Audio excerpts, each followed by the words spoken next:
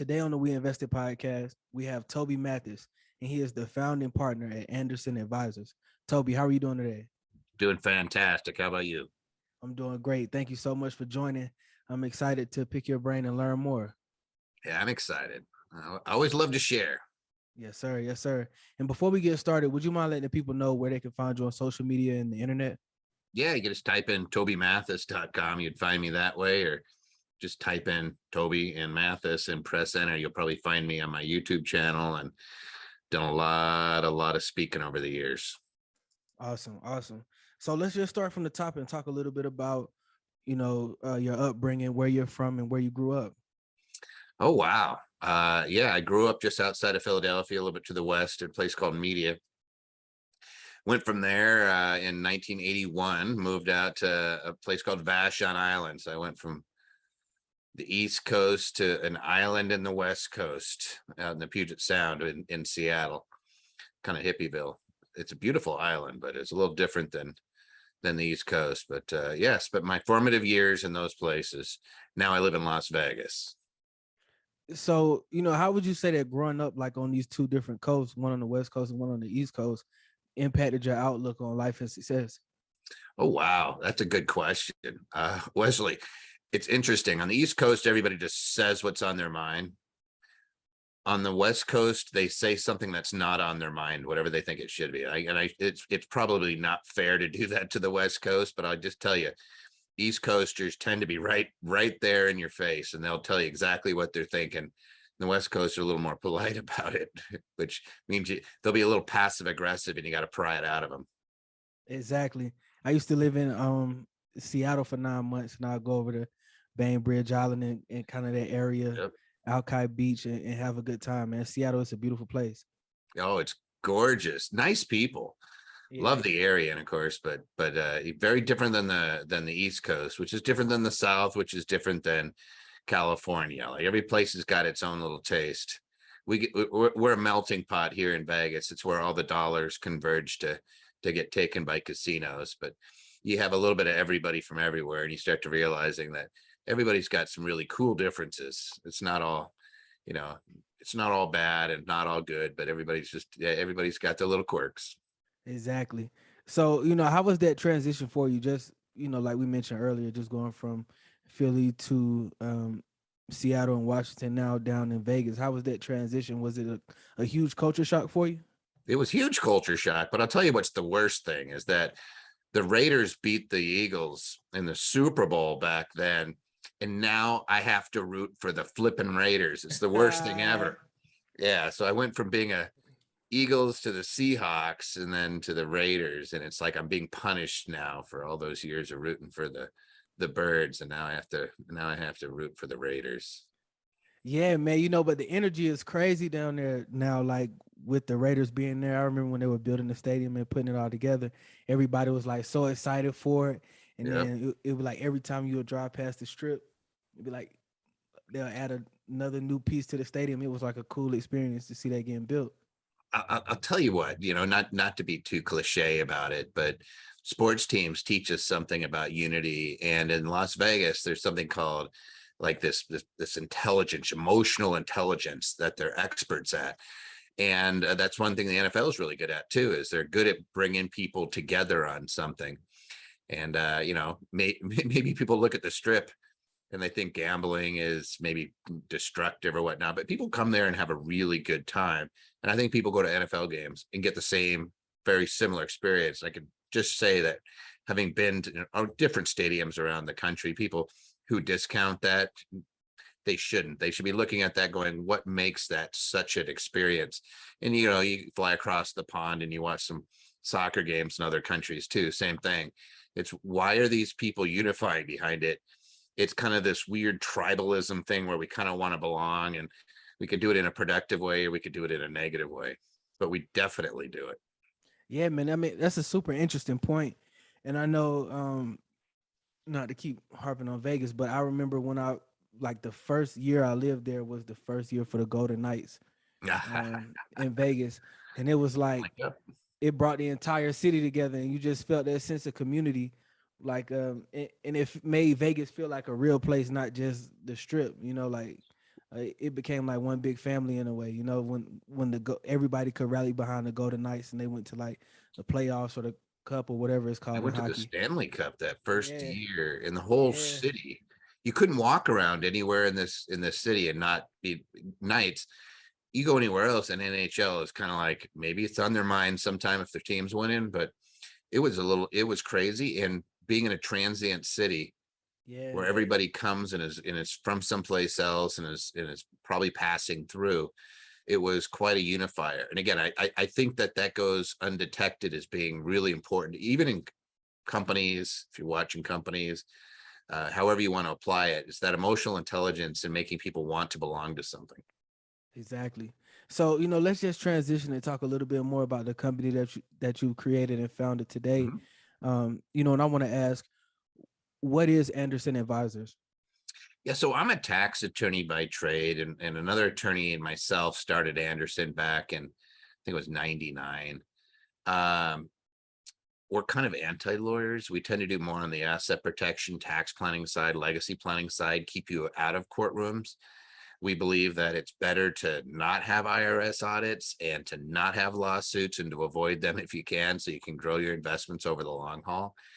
But we started off really focusing in on kind of the business and asset protection planning. We picked up a tax division and grew that. There's now about 500 of us, just north of 500 people. And we're just really good at working with investors and small business owners. That's what we do. It's like, it's not that we don't like just regular individuals, but it's really about investors. It's really about people that are real estate investors or that are growing their assets or starting a business and want to do it in a tax smart way or a tax wise way where they realize, hey, it's great to make $100, but if I give half of it away to Uncle Sam or anybody else, that's not a good idea. Or, hey, I don't want to make money and just have it, to where I'm so exposed to where somebody can sue me and take it away. I want to keep it over the long haul. So, how did you get started in this industry? What sparked what sparked that interest in working with investors, working with entrepreneurs and trying to find the most efficient ways to help people save money? Well, there's two things really, Wesley. It's kind of a funky story, but I worked with a guy that did liquidation, and we were working. If you know what liquidation is now, everybody does it online, but back then, if Home Depot, Costco, Nordstrom's, if they had extra inventory, and this was up in Seattle, you had to find a place for it. So we'd have to call around. We'd use fax and phone, and we were liquidating a hardware store called Pay and Pack. And there was a question over we could take some of the goods that were Chinese made fixtures, like light fixtures and things like that, and take them into Mexico.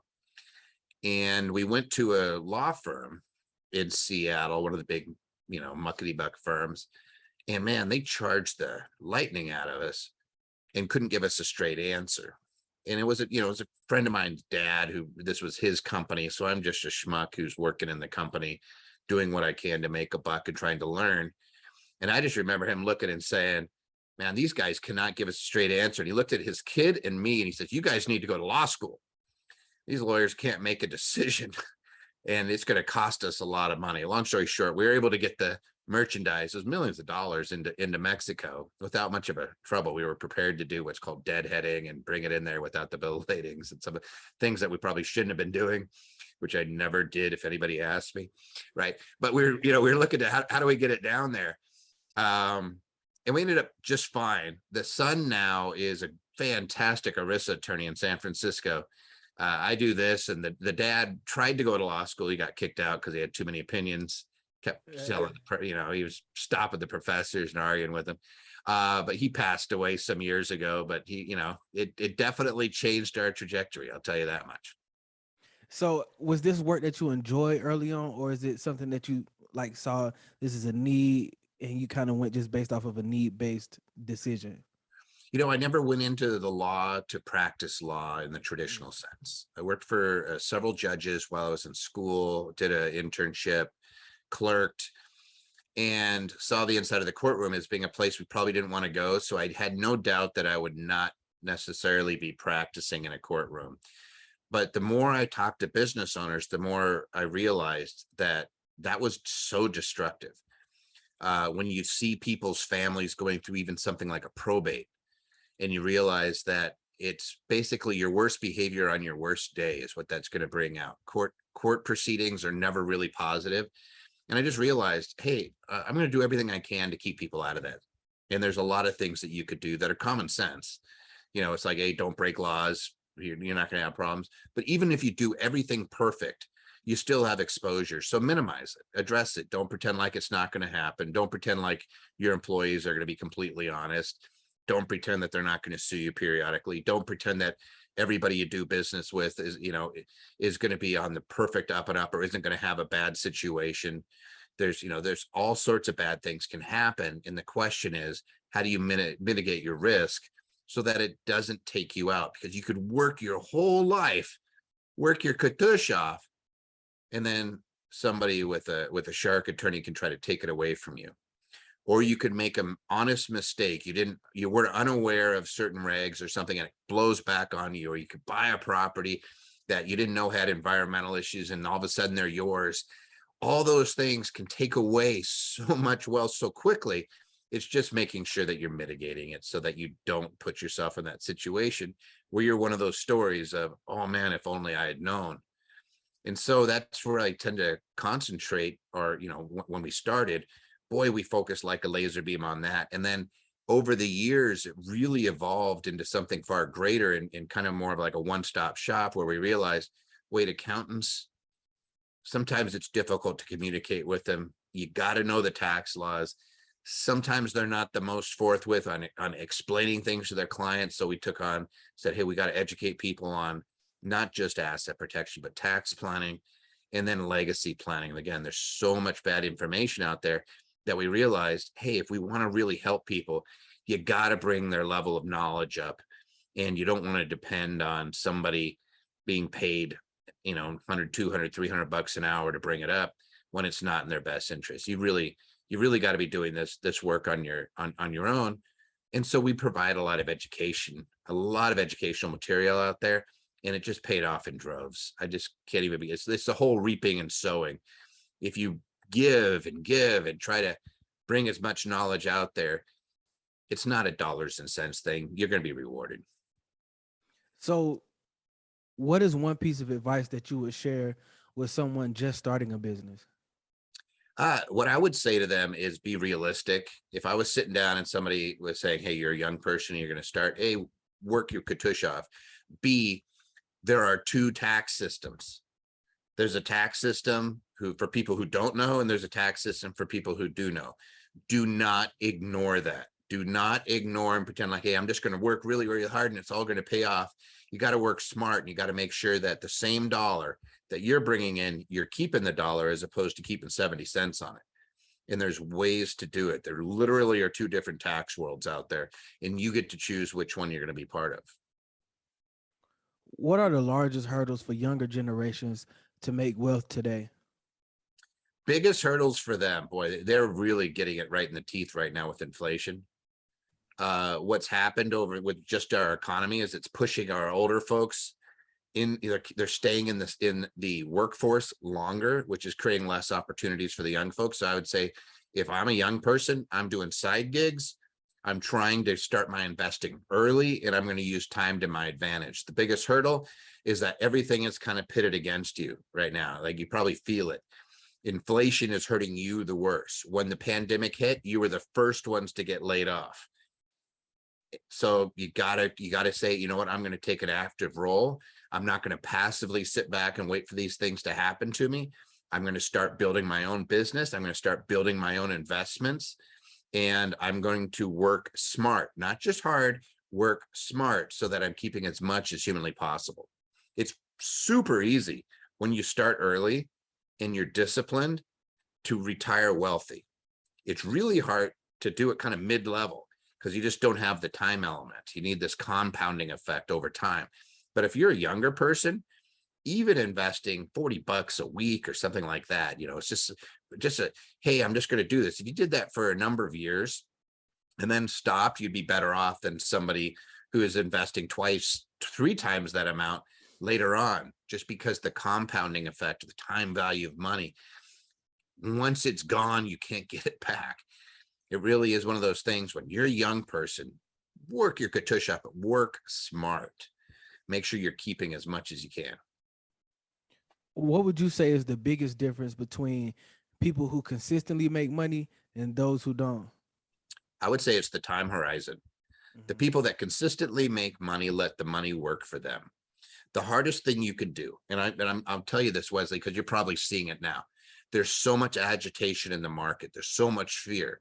Oh, inflation's going nuts. The S&P is going to crash. No, the housing market's going to crash. All these things, they're designed to make you active. The more active you are in investing, generally it's not in your best interest. That's how Wall Street makes its money, is through activity. If you can learn to take your right hand and stuff it underneath your right butt cheek, take your left hand and stuff it underneath your left butt cheek, you'll be so much better off. And sit on your hands and don't make emotional decisions. Let time affect your investments. In fact, here's a life hack. Open up a brokerage account, buy companies that you like, that you use, that make profit. Don't buy, things that you hope are going to go up, but buy things that actually have cash free flow and payout. Procter & Gamble, 3M, Walmart, Coca-Cola, those types of companies. Fill it full and then lose your password for about 20 years. You'll probably retire a millionaire. Just kind of sounds goofy, but you got to let time do its thing. It's like cooking in a crock pot. No matter what you do, if you keep taking out whatever it is you're trying to cook, it's never going to get done, right? It's going to end up being really horrible. You got to just let it cook. It's going to be a slow go. Don't mess with it. Don't keep checking on it. Just allow it to do its thing. And that's the biggest difference. The people that make money consistently are the ones that have that long-term time horizon, and they buy assets.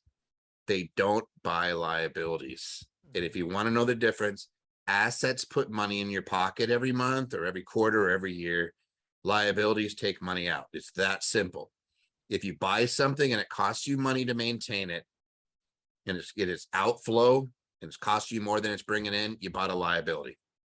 If you bought something that is bringing money in consistently, you have an asset.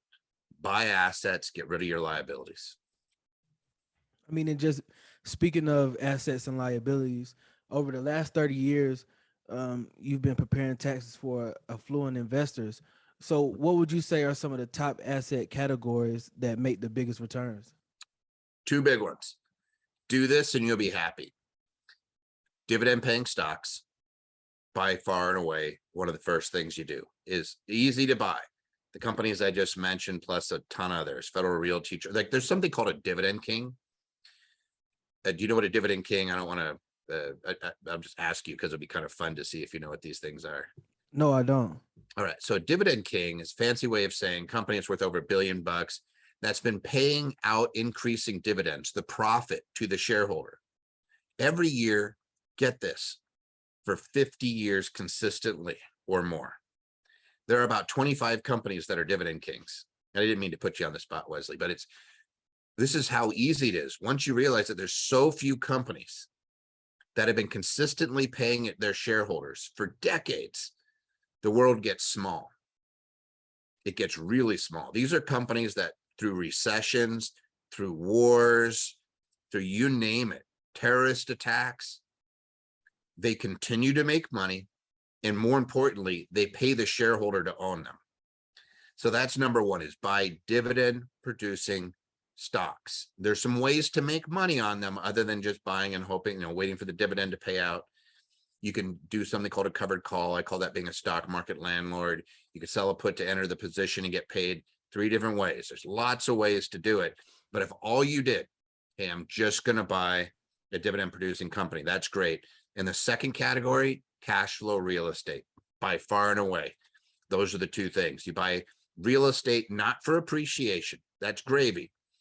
You buy real estate because it's going to pay you. So you buy real estate that pays you rents, and it has to be more than what it costs you to own it.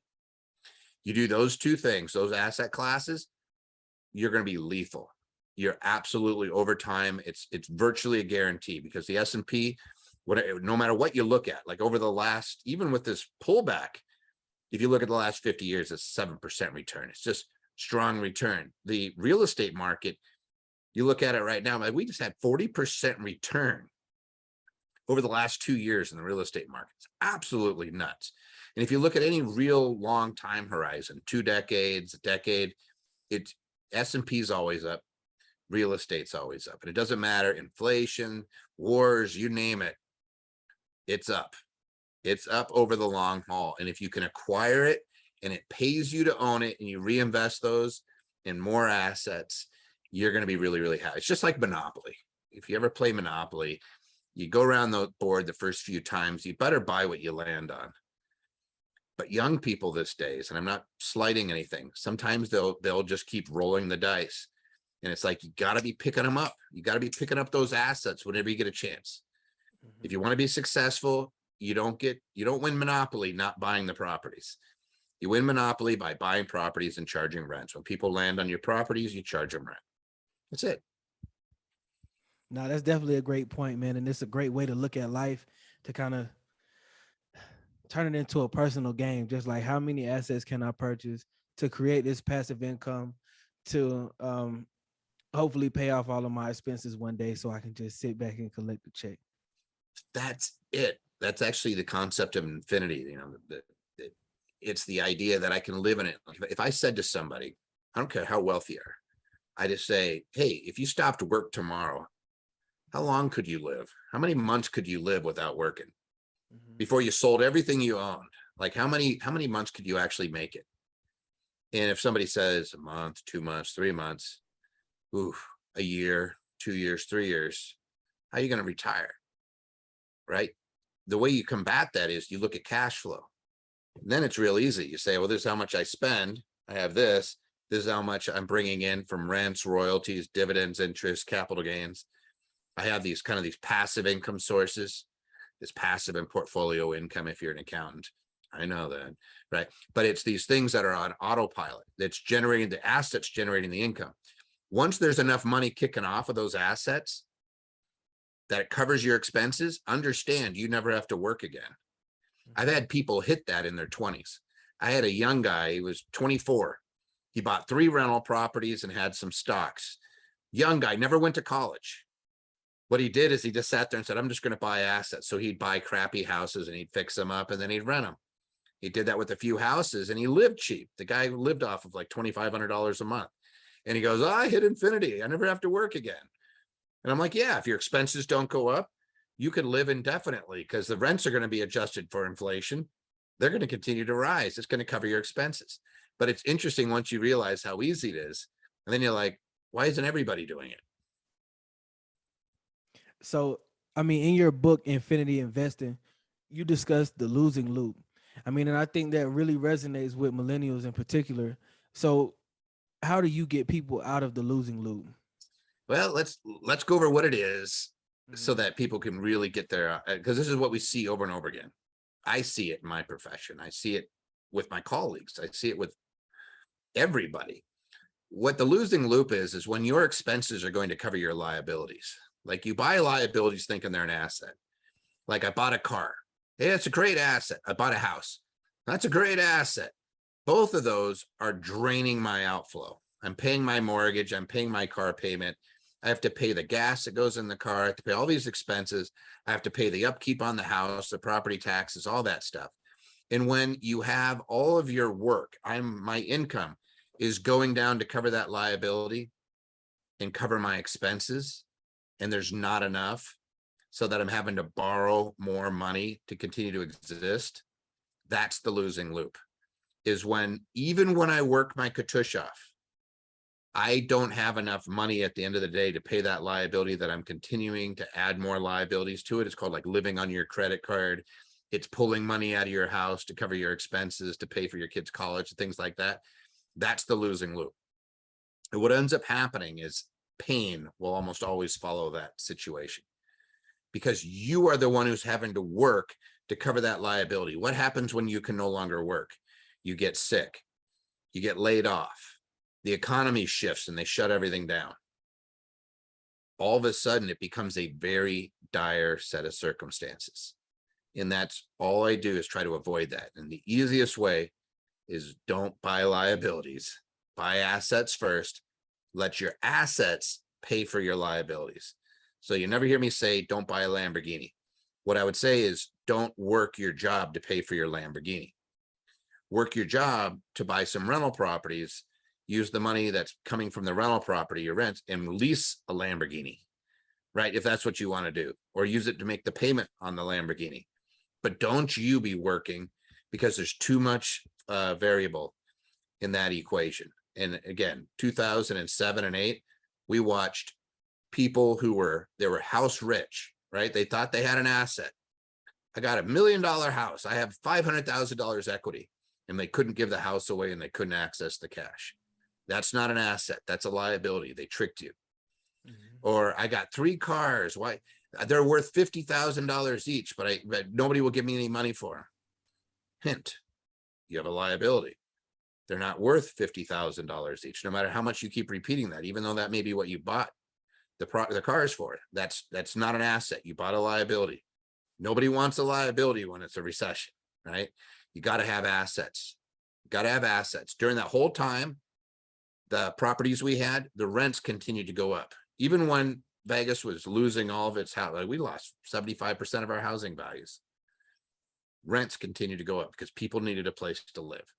We are right now, Wesley, 3.8 million units behind for housing.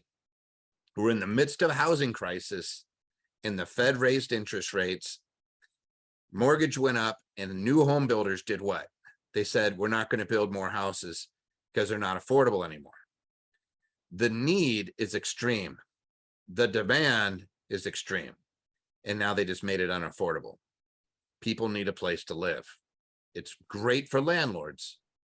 Horrible if you're in that situation where you don't have housing. Even worse if you're low income and you're spending 60% of whatever you bring home just to pay the rent. It's horrible. And it's a crisis, and we're not solving it. Our government's certainly not helping. So what was the vision or the idea behind your book, Infinity Investing? Why was it important for you to write that and get that out to the people? Well, it's interesting. So, again, I'm a tax attorney. I just deal with taxes all day long, and I work with really successful investors. And I started noticing patterns. And a few years back, I shouldn't say a few, it's probably about 10 years ago, I had a client say, hey, Toby, will you tell us what you see on the returns and come teach it in some fashion of who's successful in your clients and what they're doing differently. And so I did a financial stewardship course, and I just taught, it was, a few hundred people, and we would meet every week, and I would go over these concepts with them. And they were all acting really surprised. Like, I had never thought about it that, I never looked at the actual net return. I always looked at the gross. If I said, hey, here's a property and you could get $1,000 a month on it. The accountant looks at it and says, well, what's its tax implication? Right? How much of that do I have to recognize? Is there a way to avoid tax on it? And quite often the answer is yes. And then they would compare that with making $1,000 of income from their job, and they're not the same. The job, I have employment taxes, and I have federal taxes and state taxes. I got this wonderful Social Security, old age, disability, and survivors, Medicare coverage that I have to pay on all these things. Whereas when you have a rental, like, you could literally pay nothing. I could even accelerate the depreciation and wipe out other income I have. Right? There's all these little tricks. And so I was always focusing on kind of the net benefit to me. Hey, I'd rather make the $10 where I pay no tax than that $10 where I'm losing half of it. And so I just started teaching that, and I realized that there was kind of a loss. I don't want to say nobody was talking about it, but there was a lot of people that weren't focusing on that net, nor were they focusing on distinguishing between assets and liabilities. And so when I wrote Infinity, it was after about 5 or 6 years of teaching the stewardship. And I said, you know what? As a firm, I want people to be successful. As a tax guy and a legacy planner, like when I do a legacy, I say, imagine yourself in 200 to 300 years. Like, you're gone, but what is it that you've left behind? Because that'll change your behavior today. Like if you're somebody with kids, or you have a charity that you really think is important, you say, I want to leave a mark. I want them to know who I was. I want my kids' to know who I was. How am I going to do that? I'm going to have to create something that passes my values on. And we're left really with just a couple options. Usually it's going to be some combination of a trust and a foundation. It's going to be something that's long-term planning. And so once people start focusing on that long game, their perspective completely changes. And so I wanted people focusing on that long game, and there's nothing longer than infinity. So I'm saying, hey, let's focus on making sure that you can live at an infinite number of days without having to work. Once you have enough income coming in off your assets that you no longer have to work, that's an infinite wealth. That's infinity. And you can pass that asset chain along. What can't I pass along? My work. If I'm working for a paycheck, I can't pass that on. I'm gone. That paycheck goes away. If I did not buy assets during that period of time, my family's hosed. My heirs are going to get next to nothing. Maybe they liquidate some of the things I had.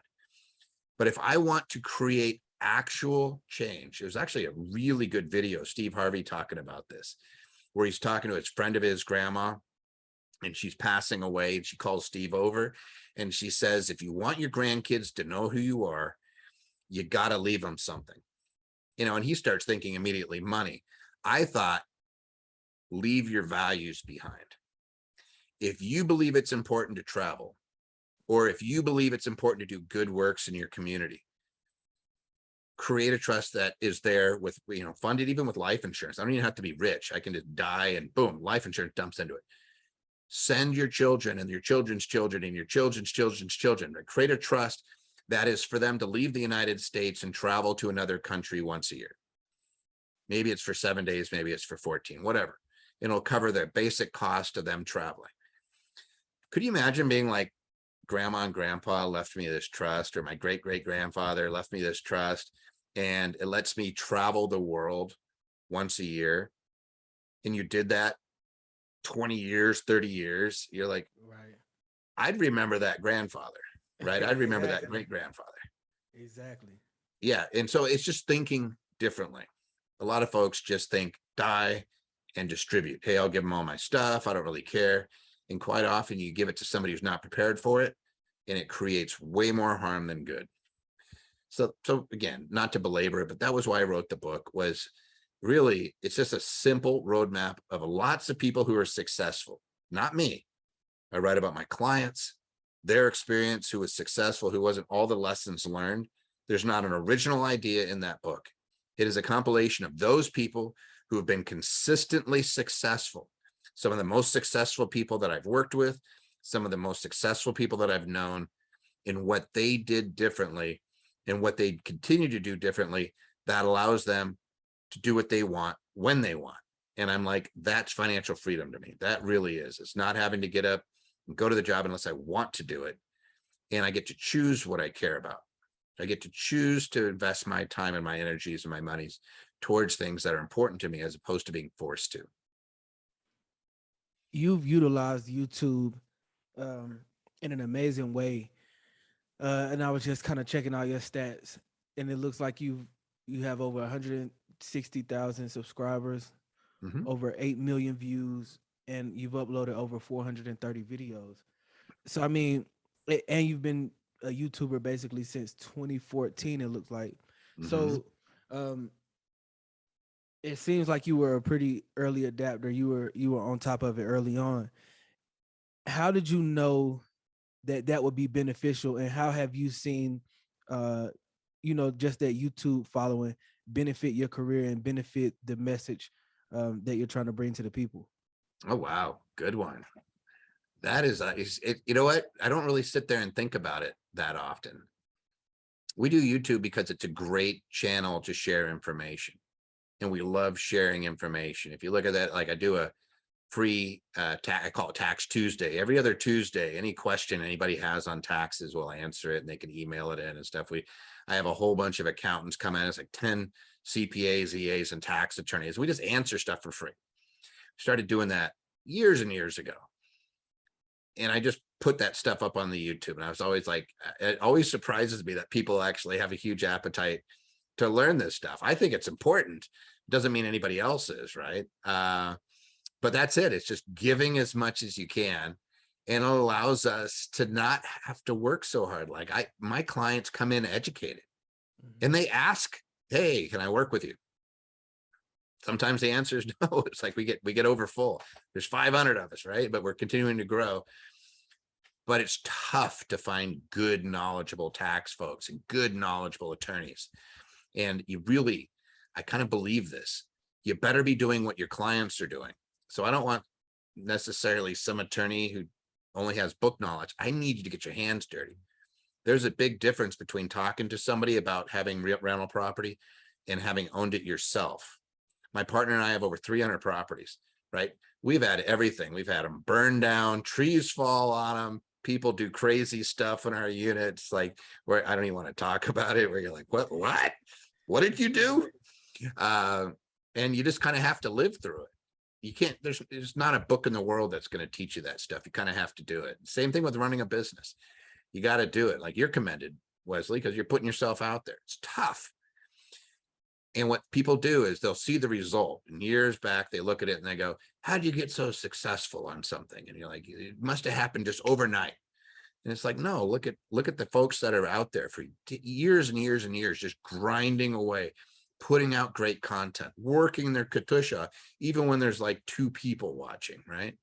And they continue to they just keep pushing and pushing, and they keep giving and giving. And the way I look at it is that they've been planting seeds.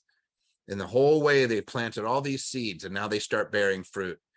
And people are like, well, I want to have an overnight success like that. And you're like, you didn't see the 10 years of planting going on.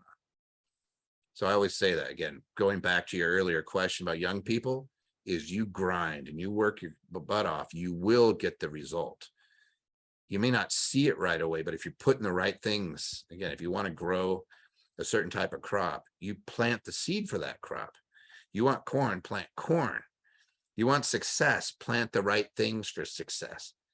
Don't just go in there and throw a hodgepodge or guess.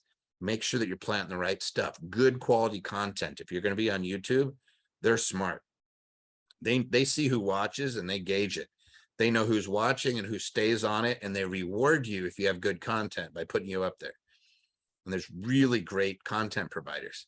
There's a lot of people that do 3 videos and they wonder why they don't have 1 million followers, and then they quit. Right. It's like, no, I think Joe Rogan had like 2,000 videos, some obscene amount, before he really took off. Like that guy grinded. Now he's probably the best podcaster on the planet, right? Exactly. Yep. Exactly. He hit that 10-year mark. Like I feel like it takes 10 years to master something, and he hit that mark, and then he got that deal with Spotify, and it was just like off to the races. Yep. And I look at that and I'm like, nobody saw just like you're eating it. Not everybody likes your stuff. Sometimes they leave you mean comments. Exactly. You know, and you're like, you just got to say, I'm doing the right thing. I'm doing it consistently. I'm not going to stop. I'm going to keep planting the right seeds, and it's going to bear fruit. And, you know, and you're patient and you just keep consistently doing it, and you're going to be rewarded. I'm a big believer in reaping and sowing. And so with us, we used to have this old adage, give, get. Mm-hmm. Just keep giving the content, give it. Eventually you'll get. Don't be so worried about that. You'll get. You mentioned that you have a team of over 500 people. What would you say is the importance of having a good team, and how did you focus on building yours? Well, I'll tell you, that's a good question. And the one thing that people skip that I would never skip, and that what if you want to go from 50 people to 500, here's what you do. You establish your values, you clearly define them, and then you hire people that follow your values. So in Las Vegas, the Review Journal named us the #1 mid-sized company, because we have these huge casinos out here, but mid-sized companies for living its values in the state of Nevada. Now we have multiple states. We're in 45 states. Out here we have 3 offices, but we have about, I think probably 300 of our people are here. That was really, really important for us. Believe it or not, like that's probably our favorite thing. We've gotten lots of things over the years. You be on the Inc. list, you get this award and that award, best places to work and all that stuff. But a values award, because we literally spell out our values constantly. We're just hitting them in front of our people. And then you realize, hey, it's bearing fruit again. It's planting seeds. You want, hey, these things are really important to us. Here's the things. And if you don't define them, somebody else will. And it might not be what you want. And then you get these weird companies that, ends up not being what the owner intended or the founders intended, going off on its own direction because the people decided to define its values. And if it's like a company like an Enron, then you get disastrous results. So, I think that's really, really important to be clear on who you are and what you stand for. And if, again, if somebody does not meet it, it's not just your employees, but it's the folks that come and do business with you too. If they don't match your values, get rid of them. There's lots of other companies that maybe are a better fit. And that might sound callous, but it'll save you lots and lots of suffering if you just say, I'm only going to hire people that meet my values. They may be a great person. You may talk yourself into hiring them, and then you're going to be sad in the future because their values aren't your values. And I'm not talking about religion or anything else. I'm talking about your core values. Hey, if you believe innovation is really important and you hire somebody that doesn't have a creative bone in their body and is never thinking about everything is about how we used to do it, they're gonna actually hurt your company. If your company is about innovation, make sure you're hiring somebody who really loves doing that new creative and they're looking for new ways to make things better. That's why it's important to spell it out and to be very, very clear with people and hire on those values, fire on those values, do business with others, choose your vendors, choose your customers on those values, and it'll catapult you. How do you define success as an entrepreneur? I define success as an entrepreneur by getting to do what I want to do when I want to do it. Right. I think that's an easy one. It's being able to be in charge of your life. Now, me, I love what I do. I love creating content. I love teaching. If you can't tell, I'll blabble all night. I love trying to help other people. I'm not the greatest at it, and I'm okay with that. There's lots of people out there that have gifts. Maybe I don't have those gifts. It doesn't mean I'm not going to keep doing it. I love doing it. There's people that love playing tennis, right? They don't have to be the best at tennis. If they love playing tennis, play tennis. You love golf, play golf. Remember that old Bagger Vance, and the guy dies on the golf course finally at the end, right? And then the old beggar comes back out. I'm always looking at stuff like, you're doing what you love to do. I could not stand, I don't care how much you paid me. You couldn't pay me enough to do something I wouldn't want to do, right? I could not I see people doing it and they're toiling away. They're doing it for their family. And I'm like, that's a sacrifice. Success to me is not having to do that. I don't care how much money it is. Some people could get by if you had just $5,000 a month coming in off of passive income sources, which is really about 7 houses. If you own 7 houses free and clear, and that's what you worked on, and it's not as hard as anybody thinks. You can buy houses in the Midwest still in the 100, 120 range. So you're less than $1 million away from success, like where you don't have to work anymore. That's fine with me. You don't have to have $50,000 a month coming in and being able to, buy a Lamborghini and live in a palace. A lot of times it's just taking the pressure off and really getting to do things that you want to do. You want to spend time with your kids? Don't let anybody tell you got to be a bajillionaire before you can do that. You could design your life to allow you to go spend as much time as you want with your kids, to coach their team, do whatever you want. That to me is success. You mentioned that you have over 300 rental properties. Mm-hmm. And you also just mentioned the Midwest. So it makes me wonder, are the rental properties, what do you prefer? Do you like owning rental properties that are in the same state, or do you like to, look out of state and just have property managers? What way do you like? What works best for you? I'm at that point where I don't care where the property is located. Mm-hmm. If you're doing your first property and maybe you're doing a rehab, you're probably going to need to be in your neighborhood, but it's tough to cash flow depending on where you live. If I live in California, it's going to be tough for me to cash flow, right? It's just going to be, it's almost impossible. But if I go to Kansas City, Missouri, if I go to Winston-Salem, if I go to Charlotte, if I go to Houston, if I go to Oklahoma City and some of these others where we own a lot of properties, you can cash flow. You get a nice 7-8 cap. Even now, People are still like, oh, there's no properties, everything's bid up. No, not true. There's plenty of places. Manufactured homes, fantastic alternative to just doing stick built. We're 3.8 million units behind. We are not building fast enough to keep up with demand. We're going to have homelessness as an issue, and we're going to have affordability issues all over the place because because everything's more expensive. You cannot build and make money renting a house out for $400 a month. It's almost impossible. It's too expensive to build. Wages are too high. Everything's too high. It's just almost impossible. So people are going to have to build for that different class. They've been building 3 out of 4 units has been for families making over $75,000 a year. And that's been true for about the last 10 years. We're completely hosing the poor. Moderate income housing, good luck. In a lot of places, it's almost impossible to find. And so that leaves it up to guys like us, people like us, to go in and fill that niche. And how do we do it? We're going to have to play small ball. We're going to have to be really frugal. We have to be smart about it. But we could still fill that need. Boy, the big institutions are coming in and buying up single families. Everybody's seen it, BlackRock and Blackstone and all these big funds and coming in and trying to buy up houses now. Yeah, it's tough. You're going to have to be a little smarter than just a big, giant fund. You're going to have to be fleet of foot. You're going to have to take advantage of the gifts that you have and the people that you know. But it's out there, and it is probably not going to be on the coast. It's probably not going to be a big major city. You're going to be one out, but it's still there. You can still do it. There's plenty of cities out there that have good cash flowing properties where you can be rewarded as a landlord, and it doesn't have to be in your backyard. How would you like for people to remember you and your company? Good question. As education first and values oriented. At the end of the day, when people look and they talk about Anderson, I love the fact that most people know that we're an education company masquerading as a law firm, right? They look at it and they say, that's an education company. They will provide you with what you need, the information. If you choose to do business with us, that's great.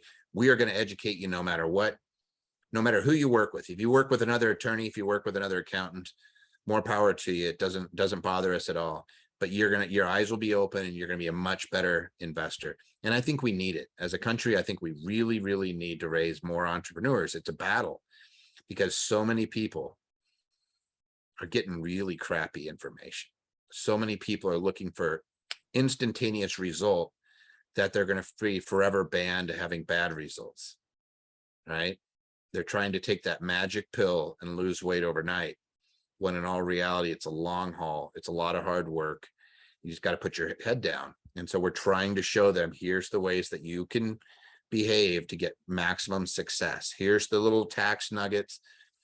There's some huge advantages, by the way, of investing in real estate still, where you can write off 20% of that property in the first year, 30% of its improvement value in the first year. Sometimes we've seen as high as 70%. Massive deductions. Depending on how involved you are in real estate, it could wipe out your W-2 income. It could literally put tax dollars back in your pocket without even another dollar down.